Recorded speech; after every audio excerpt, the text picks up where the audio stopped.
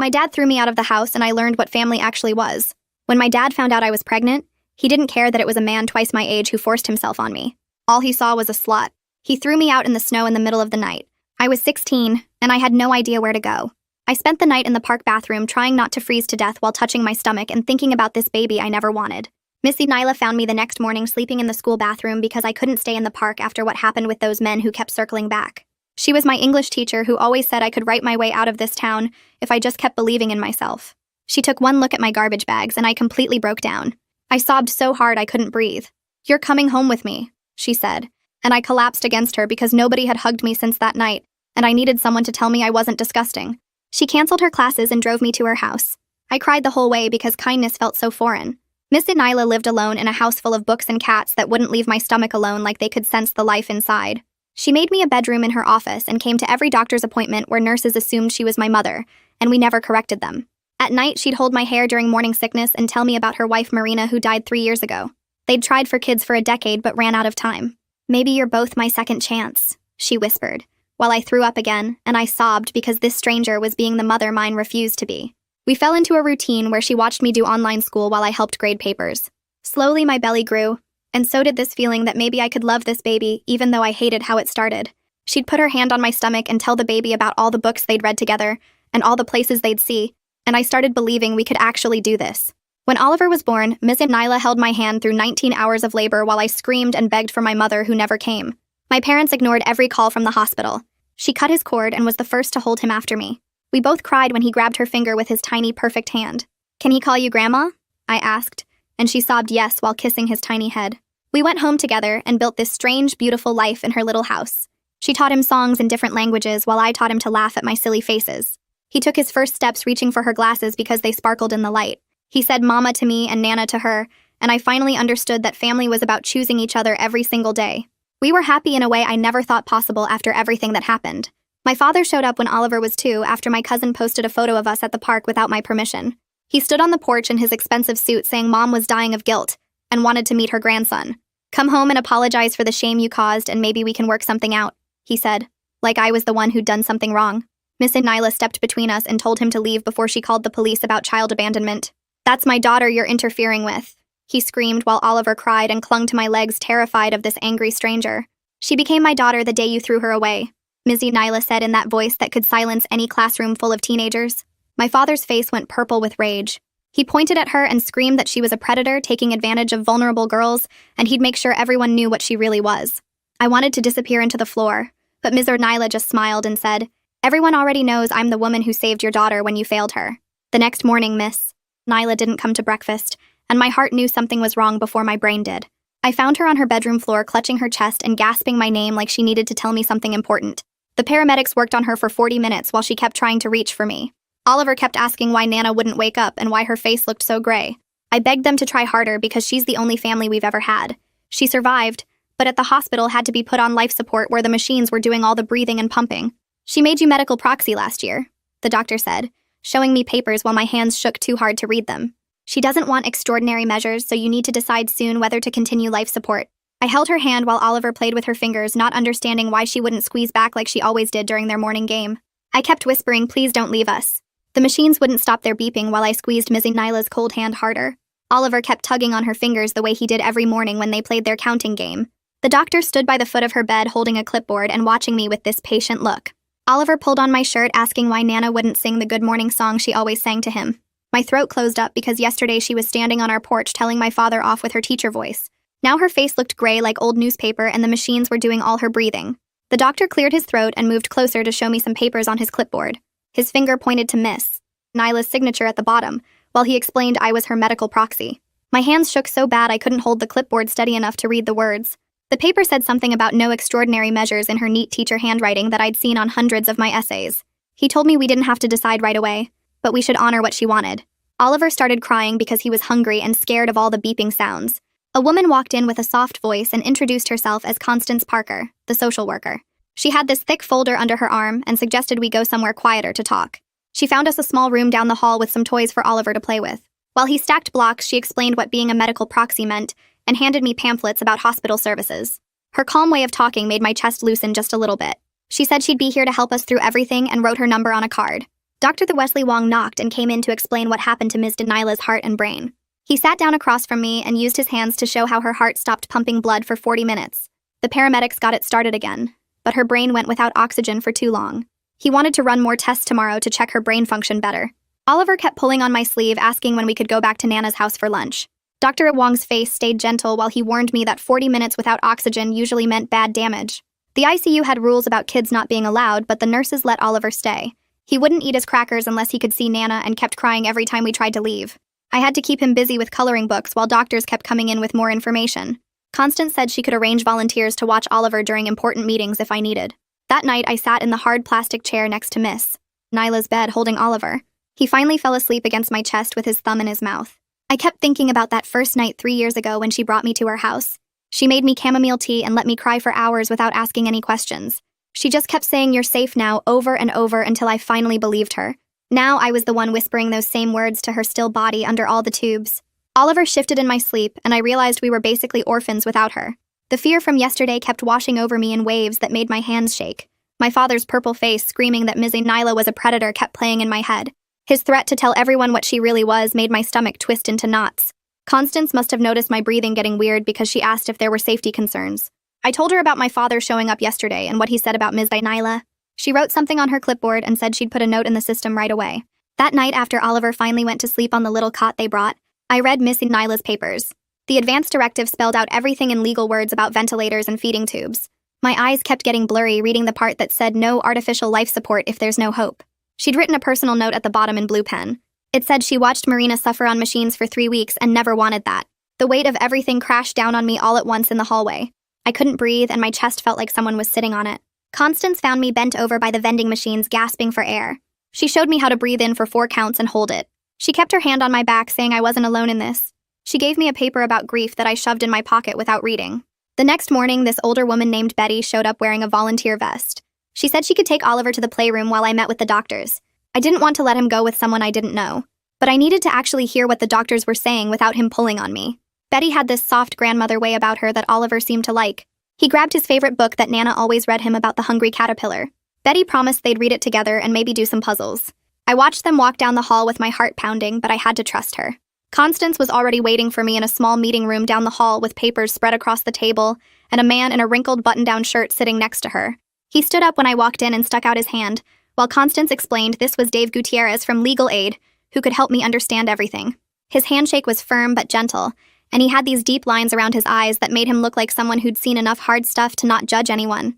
He pulled out a yellow legal pad covered in notes and started going through the basics of medical proxy authority, while I kept glancing at the door worried about Oliver. Dave explained that my job wasn't to decide what I wanted for Miss Nyla, but to make the choices she would make for herself, based on what she'd told me and written down. He showed me copies of the advance directive again, and walked through each section slowly, while I tried to focus on the words, instead of the way my chest kept getting tighter. When I asked about my father and whether he could take Oliver, Dave's whole face changed, and he leaned forward with his elbows on the table. He said my father had absolutely zero legal claim to Oliver since he'd thrown me out when I was pregnant and never established any relationship with his grandson. The medical proxy designation was ironclad too, since Miss Nyla had done everything properly with witnesses and notarization.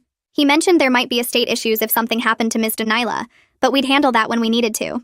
The relief hit me so hard I started sobbing right there in that little room, while Dave pushed a box of tissues across the table, and Constance rubbed my back. After I pulled myself together, I told Dave I needed another opinion on Miss Nyla's brain function before I could even think about making any decisions. He nodded and said that was completely reasonable, and actually showed I was taking my responsibility seriously. We walked back to the ICU where Dr. Wong was checking Miss Nyla's monitors, and I asked him directly for a second neurological assessment. He didn't hesitate or act annoyed, just said he understood completely and would schedule it for tomorrow morning with their best neurologist. He even said I was being thorough and responsible, which made me feel slightly less like I was drowning in decisions I wasn't old enough to make. Oliver came running back from the playroom with Betty holding a picture he'd drawn of him and Nana reading books together. He climbed into my lap and asked if the doctors were going to fix Nana's broken head while pointing at all the machines around her bed. I told him they were trying their best while Betty quietly slipped out with a gentle squeeze to my shoulder. The next morning started with my phone ringing before Oliver even woke up. The woman on the other end said she was from the school district's HR department, and they'd received a complaint about inappropriate conduct between Ms. Nyla and a student. My whole body went cold because I knew immediately this was my father trying to destroy her even while she was dying. The HR lady sounded skeptical and kept saying things like, "We have to investigate any complaint," and "This is just procedure." But I could tell she thought it was garbage. She said someone would need to come interview me at some point, but for now they were just doing preliminary fact-finding. I hung up and wanted to throw the phone across the room, but Oliver was stirring in his hospital cot. That afternoon, everything got worse when Oliver's forehead felt hot during lunch, and he started crying that his tummy hurt. The ICU nurse checked his temperature, and it was 101.4, which meant we needed to go to the pediatric emergency department right away. I had to leave Miss Nyla alone with all her machines while I carried Oliver down 3 floors to pediatrics, where they made us wait 40 minutes before a doctor could see us. Oliver kept crying for Nana to kiss his forehead and make the OEs go away like she always did when he was sick. The pediatric nurses were kind but busy, and it took forever for them to determine it was just a mild virus, probably from stress and the hospital environment. They gave him some medicine for the fever and told me to keep him hydrated while I sat there torn between needing to be with him and desperately wanting to be back with Ms. Danila. We made it back to the ICU by evening, where Dr. Wong was waiting with another doctor I hadn't met before. They'd done the second neurological exam that morning while I was dealing with Oliver's fever, and now they had the results. Dr. Wong's face told me everything before he even opened his mouth, but he still explained carefully that the tests showed significant anoxic brain injury, with minimal brain activity. Requested Reads is on Spotify now. Check out link in the description or comments. The other doctor showed me the scans on his tablet and pointed to all the dark areas where Mizzy Nyla's brain tissue had been damaged from lack of oxygen. He said there was no possibility of recovery from this level of injury, and her brainstem was only maintaining basic functions because of the machines. The words hit me like physical punches, but I appreciated that they weren't giving me false hope. Constance appeared beside me and said she'd scheduled a family meeting for tomorrow morning with the whole care team to discuss goals of care and next steps. She explained this was standard procedure when families were facing these kinds of decisions, and everyone would be there to support whatever choice I made for Ms. Nyla. That night, I sat next to Miss Nyla's bed, holding her hand, while Oliver slept fitfully in his cot, still warm from the fever. I told her about his temperature and how he kept asking for her kisses, and about the stupid HR complaint that we both knew was my father's doing. I pulled out a notebook from my bag and started writing her a letter with all the things I'd never gotten to say properly. The words came out messy and tear-stained, but I wrote about how she saved my life that morning in the school bathroom and became the mother I'd needed. I wrote about how Oliver would always know his Nana was the bravest woman who chose us when nobody else would. My voice cracked and broke as I read it out loud to her still form, while Oliver colored with crayons on the floor beside us. 2 of Miss Nyla's teaching colleagues showed up quietly with a cardboard box while I was reading. They didn't say much, just squeezed my shoulder and left the box on the chair before slipping out. Inside were dozens of cards from her students and fellow teachers with messages about how much she meant to them. Oliver got excited seeing all the colorful drawings and started pulling them out one by one to look at the pictures. Dave came back that afternoon with more papers and a serious expression. He said given my father's escalating harassment with the confrontation, and now the HR complaint, we needed to file for a no-contact order immediately. He'd already started the paperwork and showed me where to sign while explaining that the pattern of behavior would make judges take this seriously. I signed everywhere he pointed while Oliver played with Dave's pen cap, grateful someone with a clear head was thinking about protecting us when I could barely think straight at all. Constance came back while Dave was still sorting papers and saw me staring at the hospital billing statement that had already started arriving. The numbers made my stomach drop because even one day in the ICU cost more than I'd ever seen in my life. She sat down next to me and pulled out a different folder, explaining that the hospital had charity care programs for situations exactly like mine. We spent the next hour filling out forms while Oliver played with the buttons on the hospital bed, with Constance helping me list my tiny income from online tutoring and showing me where to write that I had 0 savings. She kept reassuring me that Miss Nyla's insurance would cover most of the medical costs, and the hospital wouldn't let me drown in debt over this. The relief made me cry again because I'd been imagining losing everything on top of losing her. That evening, my phone started blowing up with notifications from people I hadn't talked to since high school. Someone showed me my father's post on the town's Facebook community page, where he'd written this long thing calling Mizzy Nyla a predator who groomed vulnerable girls. He said she'd taken advantage of me when I was homeless and pregnant, twisting everything good she'd done into something sick. The comments were already piling up, with some people defending her as the best teacher they'd ever had, while others who didn't know her were buying his lies and calling for investigations. I wanted to type out the truth about how she saved us, but Dave grabbed my phone and said absolutely not. He explained that anything I posted could be used against us later, and we needed to stay quiet for legal reasons, even though it killed me to see her name dragged through mud while she lay dying. The next morning, we had the big care meeting that Constance had scheduled with the whole medical team. The conference room was full of doctors and nurses, and this woman who introduced herself as the hospital ethics consultant. She had this calm way of talking that made me feel less crazy as she explained quality of life and suffering, and what it meant to honor someone's wishes. She pulled out Missy Nyla's advance directive again and read the parts where Ms. Nyla specifically said she didn't want machines keeping her alive if there was no hope. The consultant helped me understand that keeping her on life support when she explicitly didn't want it Wasn't love, but actually disrespecting what she believed in. By the end of the meeting, I was sobbing so hard I couldn't breathe, but I finally understood what I had to do, even though every part of me wanted to keep her here forever. That night was the worst yet, because Oliver had nightmares and kept waking up screaming for Nana to check under the bed for monsters. He'd started sucking his thumb again, which he hadn't done since he was barely 1, and it broke my heart watching him go backward. I held him tight in the narrow hospital cot while he cried and kept asking why Nana wouldn't wake up to sing their special song that kept bad dreams away. All I could do was rock him and whisper that Nana loved him even when she was sleeping, which made him cry harder because he knew something was really wrong even if he couldn't understand what. The next day, Dave said we needed to go to Miss Nyla's house to look for important documents before anything happened. Driving there felt wrong without her in the passenger seat, telling Oliver to spot red cars like they always did. Walking through her front door with the key she'd given me made me feel like a thief, even though she'd said 1,000 times that her house was our house too. The smell hit me first. That mix of lavender lotion and old books that meant safety for 3 years. Her coffee cup still sat on the kitchen table next to the stack of essays she'd been grading with her reading glasses on top, like she'd just stepped out for a minute.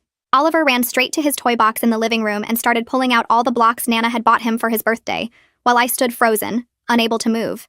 Dave gently pushed me toward her home office, saying we needed to find insurance papers and bank statements and anything else important. In her office, I found this big binder on the desk labeled Important Documents, in her perfect teacher handwriting with tabs for everything. Insurance policies, bank accounts, the house deed, all organized with sticky notes explaining what each thing was like. She knew I'd need help understanding it all. At the very back was a sealed envelope with my name written on the front that made my hands shake, so bad I could barely open it. Inside was this long letter in her handwriting, talking about how Oliver and I had become the children she and Marina always dreamed of having. She wrote about how that morning she found me in the school bathroom was the day her life started making sense again after Marina died. She said watching me become a mother despite everything that happened had been the greatest privilege of her life. The letter ended with her saying she knew I was strong enough to take care of Oliver no matter what happened, and that she'd always be proud of her daughter, even if the law didn't recognize it that way. I sat on her office floor sobbing while Oliver played in the next room, clutching this letter that felt like goodbye. Dave sat down next to me and started going through the binder page by page, explaining what everything meant in simple terms I could understand. Miss Nyla had left everything to me and Oliver in her will, but there was still a mortgage on the house from when she refinanced to pay for Marina's cancer treatment. He showed me the statements with all these medical debts and credit cards I never knew about because she never wanted us to worry about money. The probate process would take months, he said, and we might have to sell the house to pay everything off. The thought of losing her house on top of losing her felt like too much, but Dave said we'd figure it out one step at a time. Back at the hospital, Dr. Wong was waiting with a new proposal that made my chest tight. He wanted to reduce Missy Nyla's sedation tomorrow morning to do one final test for any response to stimulation. He was careful to explain this was just to be absolutely thorough, and we shouldn't expect any improvement based on all the previous tests. But he understood I needed to know we'd tried everything possible before making the final decision. I agreed immediately because even though I knew what the outcome would be, I needed to see for myself that she really wasn't in there anymore. The test day came and they slowly reduced her medications while Dr. Wong and 2 other doctors watched the monitors. Oliver sat on my lap playing with his toy car, making vrooming sounds while we waited for any sign that Ms. Nyla could hear us.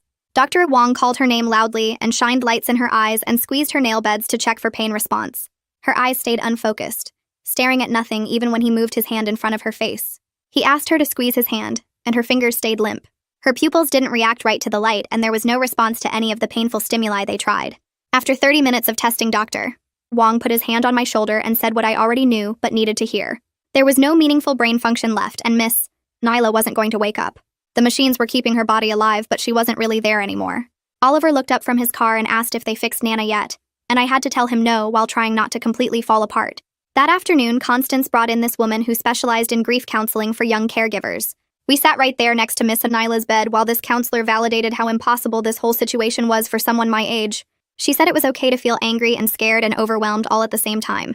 She taught me this breathing technique where you count to 4 breathing in and hold it, and count to 4 breathing out, which actually helped when I felt like I was going to pass out from panic. The counselor said anticipatory grief was just as real as regular grief, and I wasn't weak for already mourning Ms. Nyla even though she was still technically alive.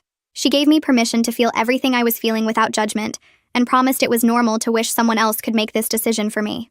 My phone rang while I was walking back to Ms. Nyla's room and I almost didn't answer the unknown number. My mother's voice came through small and broken, asking if it was true about Miss Nyla being in the hospital. She said she heard from my cousin who saw the Facebook posts, and she wanted to see Oliver, and maybe we could work something out. Her words mixed apologies with conditions about coming home if I'd just say sorry to Dad for the trouble I caused. She asked if we could meet somewhere without him knowing because he'd be so angry if he found out she called. The conversation made me want to throw my phone at the wall because even now she couldn't just be my mother without strings attached. I told her she could only meet Oliver if my father had nothing to do with it, and we'd meet in a public place with other people around. She agreed, but her voice shook with fear about going behind his back, and I realized she was still as trapped as I used to be before Ms. Nyla saved me. We set up a meeting for next week at the park if she could get away without him noticing. The HR person from the school called right after and said their investigation found nothing wrong, and lots of teachers wrote statements about how professional Ms. Nyla always was. They were keeping the file open just for paperwork, but it was clear they saw through my father's lies completely. One tiny victory while everything else was falling apart around me. The next morning, a woman who worked with kids came to help Oliver understand what was happening to his Nana. She brought dolls and sat on the floor with him, showing how Nana's body was very sick, and the machines were helping her breathe. Oliver watched her move the dolls around, and seemed to get that Nana couldn't wake up, but he kept asking if she'd be better tomorrow. The woman was patient, and kept explaining in simple words that sometimes bodies get too sick to get better. Oliver nodded, but I could see he didn't really understand, because he kept looking at the door waiting for Nana to walk in. That afternoon, I took Oliver to the cemetery where Marina was buried because it felt like Mizzy Nyla would want her to know what was happening. Oliver ran around picking dandelions while I sat by the headstone and told Marina that Mizzy Nyla might be coming to be with her soon. I explained how Miss Nyla saved us and became our family, and how I didn't know how to let her go even though I knew what she wanted. Oliver brought his handful of dandelions and put them on the stone, asking if Nana would play with this lady in heaven. I said yes through my tears and held him tight while he waved bye-bye to Marina's grave. Back at the hospital, Dr. Wong was waiting with his final report, and I knew from his face what he was going to say. He explained that keeping Miss Nyla on life support wasn't helping her, and went against everything she wrote in her papers about not wanting machines. He was gentle but clear that it was time to let her go peacefully without more suffering. The weight of his words pressed down on me like something physical crushing my chest. That evening, I sat alone in Miss Nyla's room and opened her letter again while Oliver played with his cars on the floor. Her handwriting blurred through my tears as I read her words about not wanting to linger on machines and trusting me to make the right choice. She wrote about how proud she was of the mother I'd become and how lucky Oliver was to have me. She gave me permission to let her go and said she'd always be watching over us just like Marina watched over her. Every part of me wanted to keep her here even if it was just her body breathing with machines, but I knew that wasn't what she wanted. Dave came by the next morning with papers for the restraining order against my father and said the court date was set for next month. He explained that the Facebook posts and the HR complaint showed a pattern that judges took seriously. The legal protection felt like Miss Nyla was still fighting for us even from her hospital bed. That same afternoon, my father showed up at the hospital trying to get in, but security stopped him at the door thanks to Constance's earlier warning. He made a huge scene demanding to see his grandson and screaming about his rights while people stared. The guards walked him out and gave him an official paper saying he couldn't come back or he'd be arrested. I watched from a window upstairs feeling scared but also protected by all these people Ms. Nyla had put in place to help us. Betty took Oliver to the playroom while I went to one more counseling session to practice the breathing exercises for when I made the final decision. The counselor helped me understand that my grief about losing Miss Nyla was separate from my responsibility to honor what she wanted. She reminded me that loving someone meant respecting their wishes even when it hurt more than anything. I left that session knowing what I had to do, even though every cell in my body screamed against it. The next morning, I found Dr. Wong in the hallway reviewing charts, and my legs felt like jelly walking up to him. I told him we'd take Miss Nyla off the machines tomorrow after Oliver and I could say goodbye the right way. He nodded and put his hand on my shoulder for just a second, before explaining they'd make sure she was comfortable with medicine. The nurses would give us all the time we needed in the room and nobody would rush us.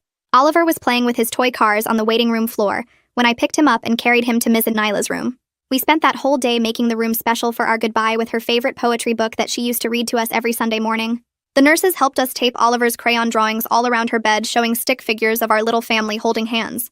One nurse brought paint so we could make handprints with Oliver's tiny hand pressed against Mizzy Nyla's bigger one on paper. Oliver kissed each of Nana's fingers one by one, just like their morning game, while I played Marina's favorite song on my phone. He kept asking when Nana would wake up to see his pretty pictures, and I just held him tighter. That night, after Oliver fell asleep in the chair, I set up my phone to record a video for him to watch when he's older. I explained who Mizzy Nyla really was, and how she saved us when nobody else would help. My voice kept breaking while I told the camera about her choosing to be his Nana, and loving him from the first second she saw him.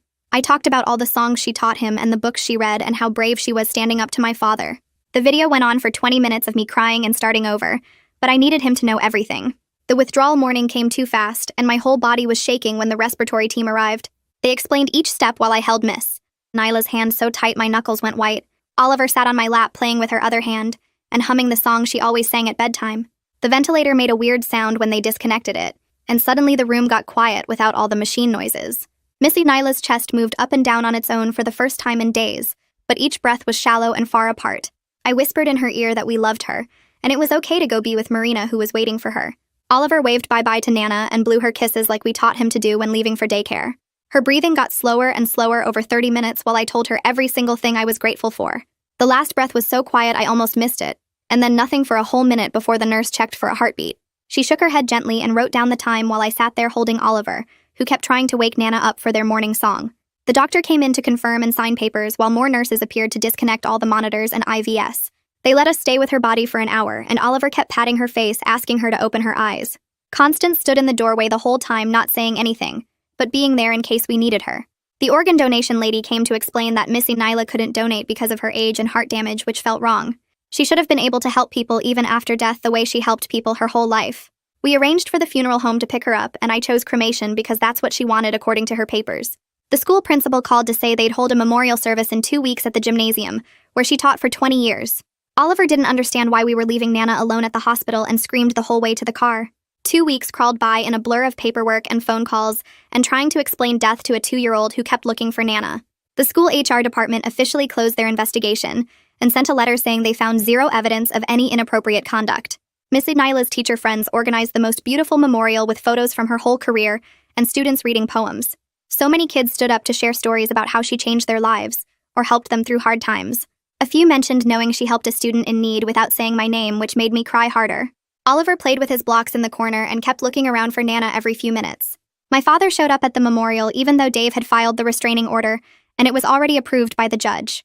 School security grabbed him before he could get close to us and walked him out while he yelled about his rights. My mother sat in the very back row with tears running down her face, but she didn't try to approach us. The whole room full of people who loved Miss Nyla made my father's poison seem small and stupid. After the service, Dave sat me down to explain the probate situation, and my stomach dropped when he showed me the numbers. Miss Nyla had taken out a second mortgage to pay for Marina's cancer treatment and barely had any equity left in the house. The monthly payments were more than I'd ever be able to afford, even with a full-time job, which I didn't have. He recommended selling the house fast before it went into foreclosure, and at least walking away with something. Packing up Miss Nyla's house felt like ripping my heart out piece by piece while Oliver kept asking when we were going home to Nana. I could only take what would fit in our new subsidized apartment that accepted my housing vouchers from the state.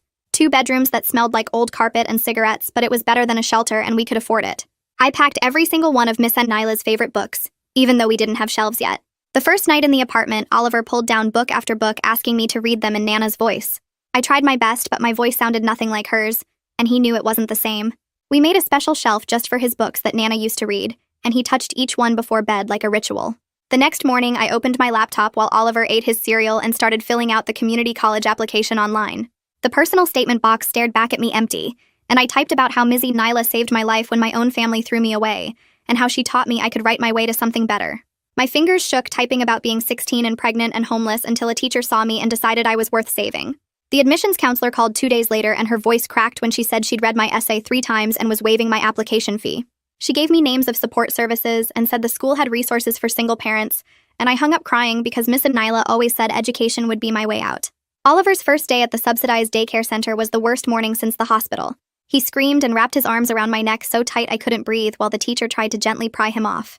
He kept sobbing for Nana and reaching for me as I backed out of the room, and I threw up in the parking lot from guilt. The teacher called after lunch to say he'd finally stopped crying and was playing with blocks, and by day 3 he only cried for 10 minutes. By the second week he ran to show me the picture he'd drawn and only whimpered a little when I left. My mother texted asking to meet at the park by the river, and I agreed but told her to come alone or I'd leave immediately. She showed up with a bag of toys for Oliver, and her face looked older and more tired than I remembered. She watched Oliver play on the swings and said she was sorry she didn't protect me, and sorry she let him throw me out, and sorry she was too weak to leave him. I told her sorry didn't give us those years back, but I'd take what she could offer as long as she understood our boundaries. She nodded and handed Oliver a stuffed elephant and he hugged it tight while she cried. Dave called with the court date for the restraining order hearing and said the judge had reviewed all the evidence including the Facebook posts and the false complaint to the school. The hearing lasted 20 minutes with my father's lawyer arguing about parental rights while Dave showed screenshot after screenshot of harassment and threats. The judge granted 3 years and told my father any violation would result in immediate arrest. Dave said the online attacks slowed down after that. Though my father still posted on pages I didn't follow about ungrateful daughters. The tutoring website approved my profile using the teaching methods Miss Nyla showed me when I helped her grade papers. My first student was a middle schooler struggling with essay structure, and I taught him the same outline format Ms. Nyla taught me. 3 more students signed up the next week, and soon I was tutoring 15 hours a week on top of my own classes. The money barely covered groceries and gas, but each small payment felt like proof we could survive this. Oliver learned to play by himself while I worked, and I'd give him goldfish crackers to keep him quiet during video calls. 4 months after Ms. Denilah died, the school called about dedicating a memorial bench under her favorite reading tree where she used to eat lunch. The principal asked if I'd speak at the ceremony, and I stayed up all night writing about how teachers save lives just by seeing the kids everyone else ignores. That morning, Oliver picked dandelions from the apartment complex lawn to bring to Nana's tree. I stood at the microphone with Oliver on my hip and read about Ms. Denilah taking in a pregnant 16-year-old that nobody wanted and giving her a family. The whole English department was crying, and several students came up after to say she'd helped them too. Oliver put his flowers on the bench and patted it like he was petting it. Our bedtime routine became sacred, with Oliver pulling down one of Nana's books and climbing into my lap while I read in my voice that would never sound like hers. We'd look at her picture on his dresser, and he'd tell it about his day at daycare and what he ate for lunch and which kid pushed him on the playground. Sometimes he'd ask when she was coming back, but mostly he'd wave and say, "Night-night, Nana." The grief sat heavy in my chest every single night, but so did the memory of her voice telling me I was stronger than I knew. That last night, I lay in our tiny apartment listening to Oliver's breathing, and the neighbors arguing through the thin walls and the sirens in the distance. My whole body ached from exhaustion, but we'd made it through another day, and tomorrow we'd make it through again. Oliver had started saying Mama more clearly that week, and each time I heard it, I remembered Ms. Denilah's joy when he first said Nana. We were building something new from the pieces she left us and choosing each other every day just like she taught us to do. That's all for now. You clearly have free time if you made it to the end. Go on, subscribe, and make it official.